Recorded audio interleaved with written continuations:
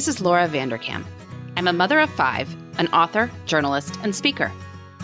And this is Sarah Hart-Unger. I'm a mother of 3, a practicing physician, and blogger on the side. We are 2 working parents who love our careers and our families. Welcome to Best of Both Worlds. Here we talk about how real women manage work, family, and time for fun. From figuring out childcare to mapping out long-term career goals, we want you to get the most out of life. Welcome to Best of Both Worlds. This is Laura. This is episode 240. I'm going to be interviewing Tessa West about her new book, Jerks at Work. So if you have ever dealt with a difficult colleague, this episode is for you. She has some practical tips on how to, manage it and not necessarily have to leave what could be a great job, how to deal with these people. So we're going to, talk about something different. We are not going to be talking about jerks at work in the introduction here. Instead, we're talking about a question we sometimes get from people about our creative process. So how do you keep coming up with ideas, whether for podcasts, for blog posts, for things like that? So Sarah, what do you do? What is your creative process? When you suggested this as a topic, I was like, what? First of all, I'm not a creative person. And second of all, I do not have a process. But then I was like, well, for a non-creative person, I do create a lot of content in various realms. So I don't know, maybe I just have to think about what my definition of creative actually is. I do come up with a lot of ideas around this podcast, although a lot of them come from somebody else, like a blog commenter that has something that makes me think, or just something that happens in life, like our recent Disney episode. I don't know that there was that much creativity, but then when you sit down and do it, you come up with all kinds of ideas and connections. And again, I guess that's creativity, but I hadn't really thought about it that way. So I guess I don't have a process per se, but having routines where I sit down and generate content and doing that regularly, I think helps breed creativity or kind of strengthen that muscle. And I've generally sit down and blog almost every morning. So I guess maybe just kind of out of habit more than anything else. Deadlines definitely help me. If I know we have a podcast episode coming up, all of a sudden I can come up with more ideas for future episodes. I was listening to another podcast recently and they were talking about how they plan all their episodes for the year. And I'm like, wow, that is amazing. But I just it's not appealing to me. I like to come up with what I'm excited to talk about at that juncture of life. So that's more how I do things with Laura for Best of Both Worlds.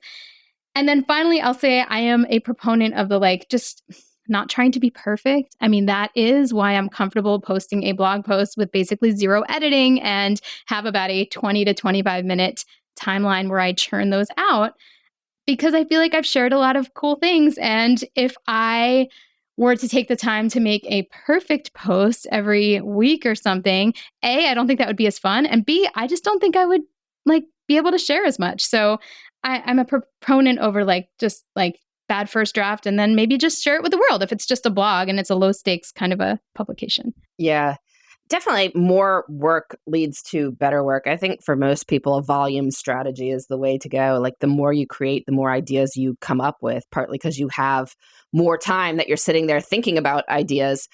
And as you have that time, the ideas will start coming to you. And as you put stuff out in the world, people react to it. And then you get more ideas from that. Everything does get easier with practice. Yeah, I also love the idea of, just creating stuff and then getting feedback on it. And even if you're not posting it publicly, getting a few friends to look at something and telling you what they think will help. Having lots of inputs, the more thoughtful stuff you are reading or listening to, the more connections you will forge. And then having some way to capture ideas. If an idea comes to you for a blog post or something, Sarah, or you are, a podcast idea, well, you'll sometimes email me, right?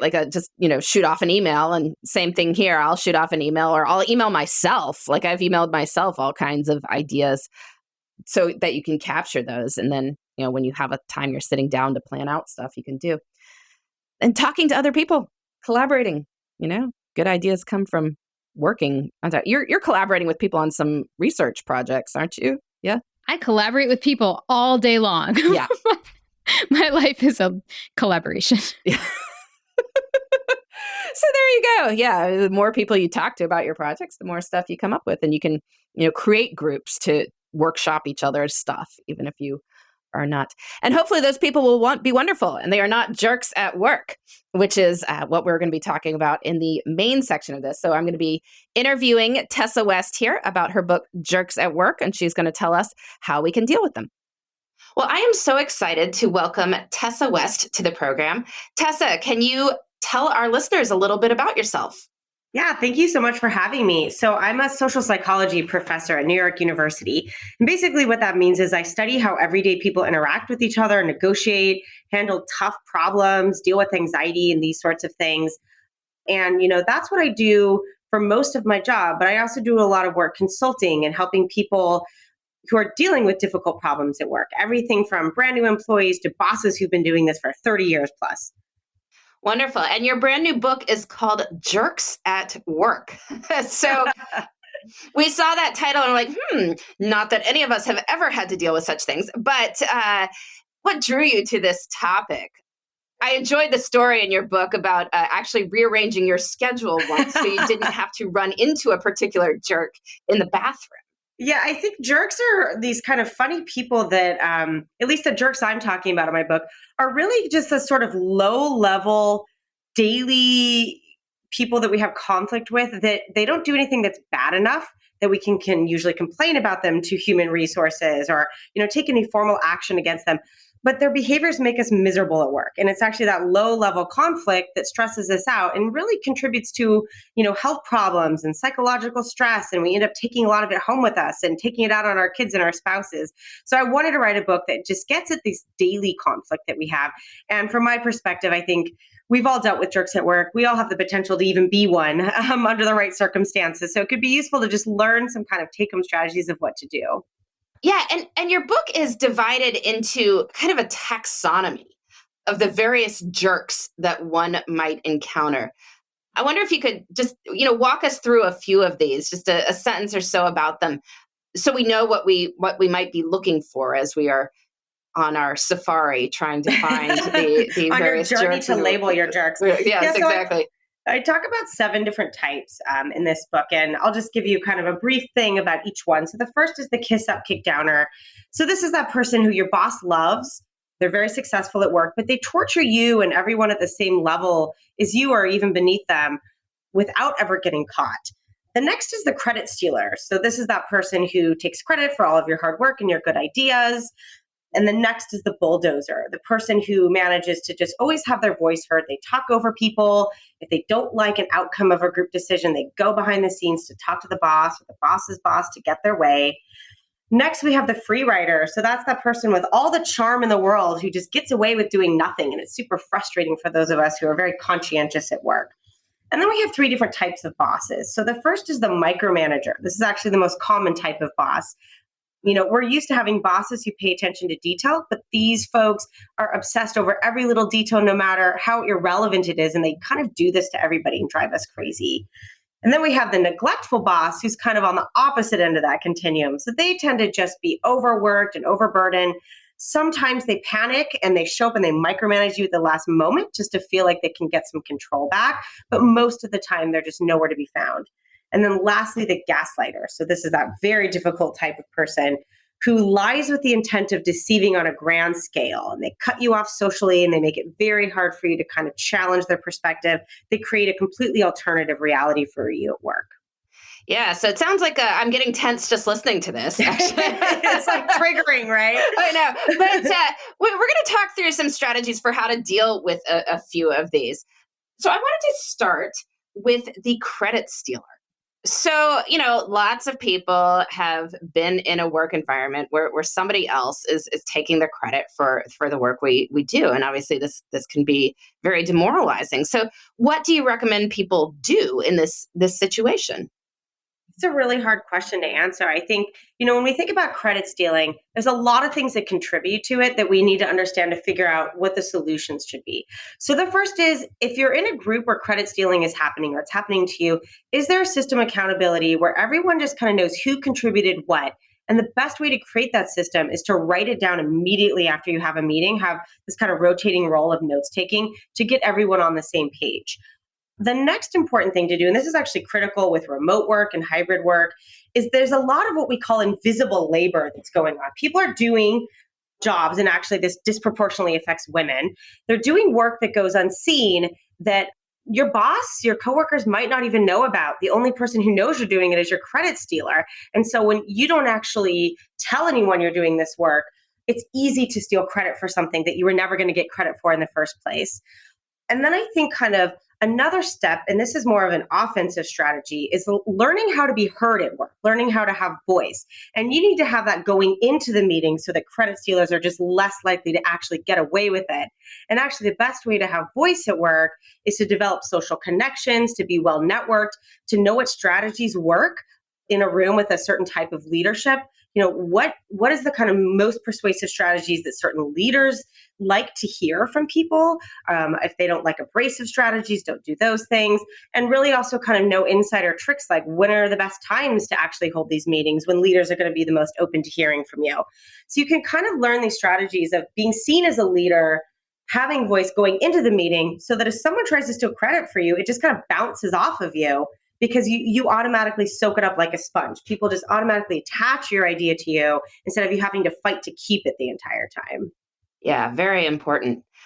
And getting that sense of social connection at work is critical. I think one of your lines is that, what is it, that having friends at work is the antidote for jerks at work? Yeah, I think, we're all missing the social connection at work, but in ways we don't even realize it's affecting our careers. So, not just a best friend that you can talk to about your problems, but also well-connected people who are a bit at arm's length, who can actually connect you to other targets of jerks. Even people who've left the company and dealt with this person in the past. At my job, I was just actually talking to the person who runs IT, and the people who fix our computers actually the most knowledgeable about people's personalities, but like people in academia, the professors sort of ignore them. And it's crazy to me because they're super well connected and they're actually outside of our social networks. And so people like that are often the best to go to actually kind of learn information about how to get ahead, how to deal with these difficult people. Exactly. All right. Well, we're going to take a quick ad break and then we'll be back with Tessa West talking about jerks at work.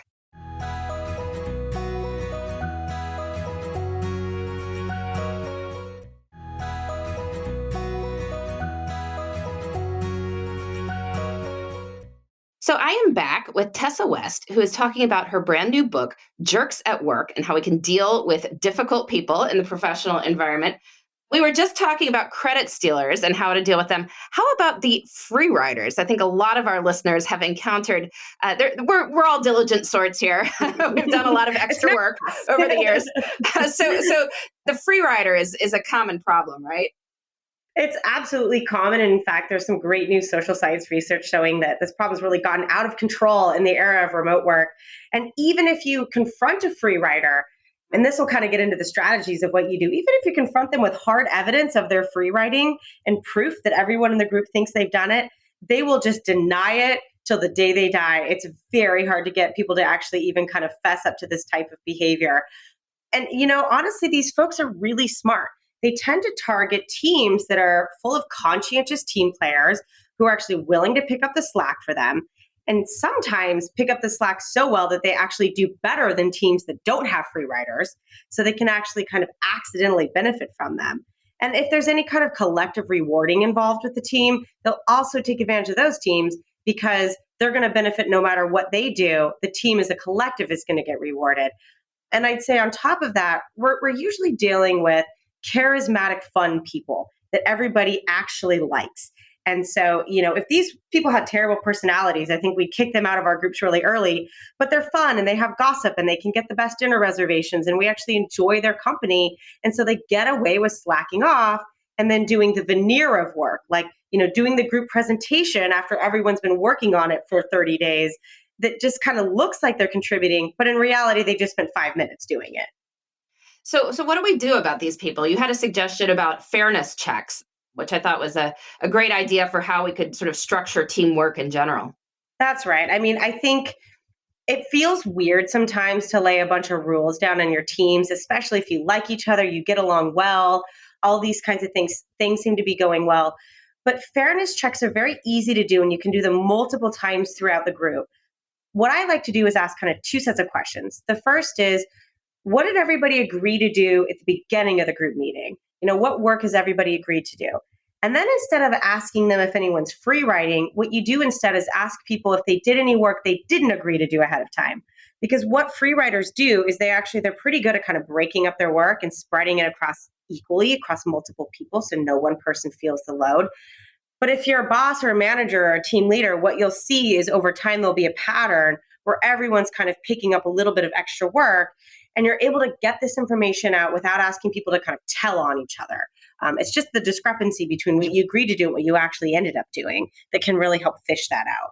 Yeah. And I think people might be willing to point out that somebody else was doing extra work too, as a way to, you're not telling anyone, you're actually like lauding a coworker who just did extra work. But it also is like, which was, by the way, if we go back to that original list, that was on John's list. And somehow, that's exactly why is Mary doing it again? It's all about framing, right? So if you can like lift up someone who's been doing, extra work or invisible labor or whatever that is, instead of putting down a team member who honestly you probably actually like interpersonally, then that actually can make it just kind of a much more comfortable thing to do.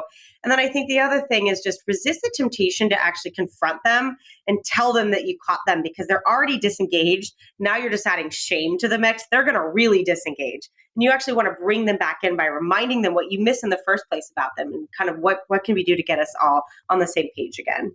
Awesome. And then finally, we wanted to talk about the bulldozer. So the bulldozer, somebody who's, pushing to get their way. And I think what many of our listeners may have encountered this in, especially if you are newly into management, you are people's boss for the first time, and you are managing somebody who is a bulldozer. I mean, what do you do about that situation? Yeah, so bulldozers tend to have power and status. So they get away with talking the most, talking the loudest, and interrupting the most in teams. The best strategy for dealing with these folks isn't in the moment, it's planning ahead. So if you know you have a bulldozer, we've all been there where we know that if so-and-so shows up, we're not going to get anything done. God knows how many hours we're all going to be sitting here.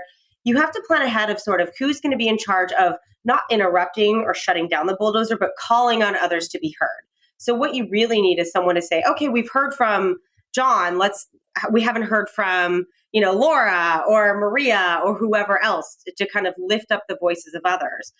I think that you have to get others to recognize that bulldozer because it really does take a team to kind of shut that person down. And then I would also say that bulldozers are actually really good at kind of orchestrating relationships outside of the team and pulling levers of power that aren't just one level above them, but sometimes 2 or 3 levels. And so they have no problem kind of jumping rank to get what they want. So the team that's being bulldozed, if you find yourself kind of at an impasse all the time, you're going to have to do the same thing and find out who that person's going to behind the scenes to have your arguments heard. The number one strategy bulldozers use to shut stuff down is they criticize the process of decision making. So they make leaders question whether there was procedural justice, whether we talked enough about it, whether the decision was made too quickly. By questioning the process, they make it look like they care about the group, but in reality, they just don't like the outcome and they're justifying it by attacking the process. So just watch out for that strategy. Yeah. And is there a way to sort of reassert your own control over the situation if you are the manager of this person who on some level is like not really accepting the fact that you are their manager? Yeah. This happens a lot to women in power because men get away with talking more and louder often. In fact, when women do it, it's seen through a very different light. A couple things that you can do are actually sort of ironically, when you make a point, you don't want to talk for longer. You want to actually make super short, very sort of terse points very early on in meetings. So in my book, I talk about the Marty Nemko rule. You kind of have 30 seconds to make a point. Then the light turns yellow. At that point, no one's listening to you. At red, they're like the Zoom screens minimize their shopping online. So you actually want to talk for a shorter period of time and you want to do it early. And you also just kind of want to assert your leadership very early on in that meeting. Sometimes over and over again, as a leader, you can do it by having new people introduce themselves or, start the meeting by talking about goals or agendas. Just doing that can actually really sort of help push the bulldozer off to the side so people don't see that person as the leader instead of you. Yeah, that's an interesting point about when people hear someone being assertive at the beginning of anything, they automatically assume that person is high status. Yeah, exactly. And you have to be that person. So Yes. harness that stereotype to your own good. Yeah, you want to be that person. So does remote work change any of this? at one point in your book, you mentioned somebody who is a really bad micromanaging boss, but who, was like too lazy to take the stairs. So their targets were the people who were right around them as opposed to the employees on a different for it. So I'm wondering, like now that so many of us are working from our kitchen tables or the guest bedroom or whatever, Yeah. like, does that make it easier to deal with jerks because you get some physical distance, or is it harder because they're just like, you can't turn it off and completely be away from them because your laptop's by your bed? I mean, how does it go? It's a great question. I think, smart jerks, those that actually have a lot of social skills, have found ways of really exploiting our current system to get away with their bad behavior. So micromanagers, for example, they'll have no problem just going from email to text, and they'll just text you all the time instead. And they actually get additional information that they didn't even get face to face, which is whether your text was delivered. So they can kind of spy on you even more, exert even more top-down control over you than when you were in person, where we could see that you were busy in a meeting and things like that. So some types of jerks are actually getting away with it. I would definitely say that credit stealers get away with it more because we do all this siloed work. So jerks are very much still alive and well, but like, a virus, like the coronavirus, they can just adapt and mutate and become even better at their jobs than they were before. So certainly the jerk problem isn't going away. And I've seen very creative instantiations of all of the jerks I've talked about in this hybrid world. They just figure out new ways to get away with it. They just evolve. Are they the Delta, like they're more dangerous, but or they the Omicron, they're just more prevalent but less dangerous? Interesting question. Yeah. I don't know. But speaking of viruses and such, well, let's talk about healthy teams. Yeah. So what are some of the habits of healthy teams that even if there is conflict, it is well managed, and so that any inherent jerkiness that all of us might have because we are humans and could come out in certain circumstances is just channeled toward good? That's a great question. I think what healthy teams tend to do is they're kind of like a couple that make sure they always have date night, even if things are going well. It's maintenance. So there are clear, consistent rules that everybody must follow. There's extremely clean kind of note keeping about who's done what. And if there's conflict, small things that come up, and I talked a little bit about this in my conclusion, they handle it right then and there. And when they actually bring up problems, they focus on specific behaviors, not on how they feel about it, and not on what that behavior says about the other person and what they're trying to do, and what their incentives are for trying to screw them or whatever. So I think healthy teams, yes, they're full of go-getters, they're conscientious, they have all that great stuff, everybody gets along, but they also engage in these maintenance behaviors that we see often people kind of relaxing on a little bit too much when they feel like there's flow in a group. And I think we often kind of rationalize not keeping track of who said what, not keeping track of contributions, not making sure we have equal talk time for members when we feel like everybody trusts each other. And that's where you get these jerks that can kind of sneak in and then take advantage of these types of groups. Yeah, because everything seems to be going well. Yeah. And if you're not doing this maintenance, all of a sudden you've gone 6 months with no date night, and and your roommates, or you hate each other. Exactly. Well, that's a different sort of jerk situation, but yeah.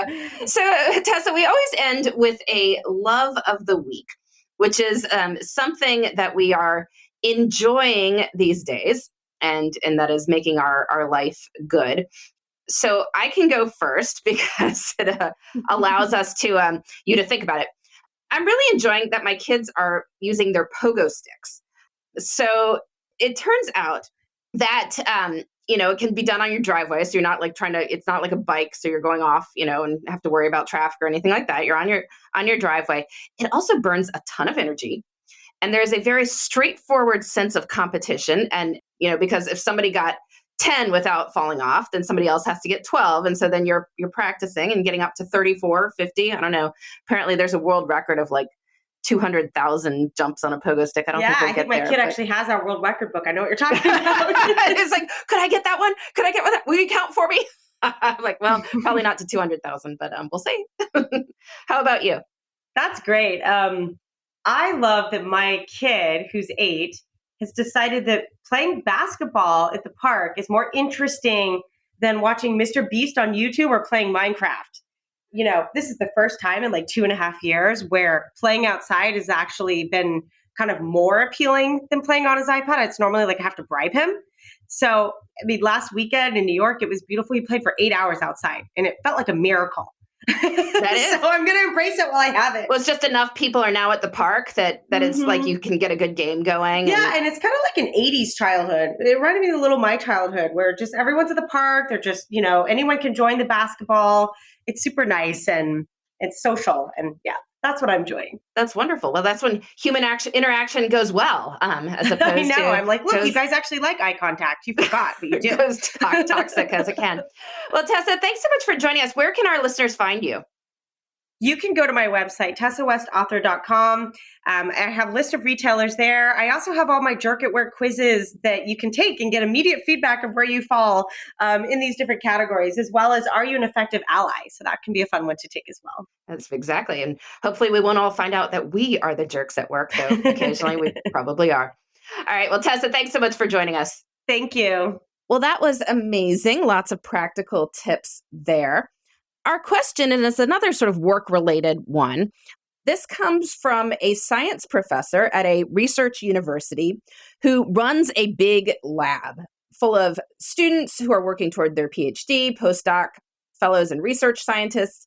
She pays everyone's salary out of the research grants she gets for the lab. So she's basically their boss in a business, although it is under the auspices of a university. So that's how you can sort of have this mindset of what's going on here. So as she is managing people, I'm paraphrasing because she gave us more details, but just so we be a bit anonymous here, she meets with everyone in her lab 3 times per year to talk about professional and research goal setting. They review the prior semester's goals, see what has been accomplished, and set new goals accordingly. She sometimes does, weekly group meetings where people discuss progress too. She's available for discussions. Basically, the boss you want. She's amazing. Okay. So the problem is, she says, for some trainees, this works great. The goal setting process is like intuitive. They meet with her. They set goals for the next time. When they come back, they have achieved those goals. They are ready to move on to new ones. She says, for others, it is clear that this process of goal setting meetings does not work. Despite my periodic reminders during each semester to review their goals and make sure they are making progress, I feel like these trainees find this a mostly useless or awkward exercise, maybe feeling like they're making no progress. It's not that these individuals aren't smart or capable or hardworking, but anecdotally, they are less focused and productive and efficient in the lab, so fewer of their experiments tend to work out and result in published articles. She appreciates that not everyone works the same way. She values diversity of all forms, which means that there's also different work styles that she wants to welcome into her lab. She knows a lot of people are young. Obviously, this is their first big job that's open-ended, that doesn't, come with like, this is what you do. You do X, Y, or Z. Now, did you do it? So she understands that that's an issue. But what are our suggestions for people who are either just getting into goal setting or for alternate accountability structures for people for whom this does not come naturally? So, Sarah, what do you think? I mean, you're working with a lot of residents who are making progress toward their goals, too. Yes, although residency, so I've been in both places on the receiving end. Residency is very structured. So it's like you're on this rotation and you're going to see these patients. And at the end of the day, you're going to write the notes. And like, you can't really like not do it. Like, however, in a research lab, and I've been in multiple research labs, I was not myself the world's best research trainee, probably, I would say, although I did not have a boss this amazing because I tended to work in, wow, I'm really digressing, but I tended to work in bigger labs where I didn't feel like there was that much time for this much mentorship. So I first want to applaud this person because, oh my gosh, like this amount of attention is just awesome. And the fact that she is making an effort to like meet and have them set goals, like I just think that's amazing. But what I was getting at is like, if you are not getting a lot of structure, it's very easy to just become very lost in a research lab. And maybe even just sort of like not be accomplishing much, but then not knowing what else to do with your life or like questioning, should you even be there? But like now you're in inertia. And like, I don't know, maybe that's what's going on with some of her trainees.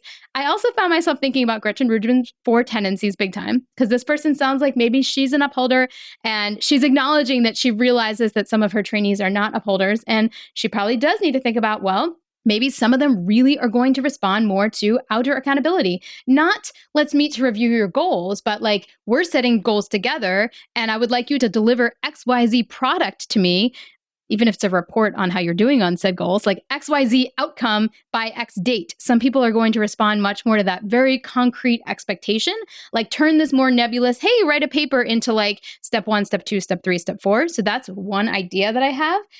And another one is, again, a little bit Gretchen Rubin inspired, but think about the questioner and make sure you're delving into the why in terms of like, what are these postdocs or PhD students' goals? What is their end goal? How many papers do they want to get done? What kind of job do they want to do at the end? What do they want their career to look like? Are they trying to go into industry? Like, and if so, if you can get to kind of like what is their end result, you can probably give them a pretty clear, well, then you need to publish X amount of papers so you can graduate in X time and impress this person. And maybe if they have a more concrete understanding of what the path needs to look like, they are going to be more motivated to take the small steps along the way they need to get that path done. So I don't know. I am no expert in this. I can only think back to like my own experiences, but it really does sound like you are doing awesome. And maybe just thinking a little bit more about how non-upholder types, or maybe people who are not just as naturally scientist types, would want to set goals in these scenarios. Yeah, I think the transition from, like people go into science, postdoc research, whatever, like, I mean, maybe it's different with the postdoc because those people already got their PhD, but like, especially the people who are moving towards that, it's like you go into this because you were always good at science and you're really smart, but coming up with stuff that is completely new as opposed to like following a set, path towards something that somebody has kind of laid out and you're now taking the next steps. It's hard. I mean, I see this all the time with people who've done very well in school and then they come out. It's like, well, now what do I do? I mean, I want to make a career in doing X, but if there's no straightforward path, then they get very lost for a while because it's like, okay, well, what job do I get where I can do this? And it's like, well, maybe there isn't a job. Like maybe you have to make your own thing, right? Like, I don't know. I mean, I come at this from like, there's nobody hiring somebody to be a time management expert as a full-time job somewhere. Like I, had to come up with my own stuff. And if I want to write books, like there's not a place you get hired where you then write a book. I mean, it's like you have to figure it out and pitch places and whatever. It's just far more nebulous and open-ended. And it can be a very difficult transition if you are more accustomed to a straightforward path.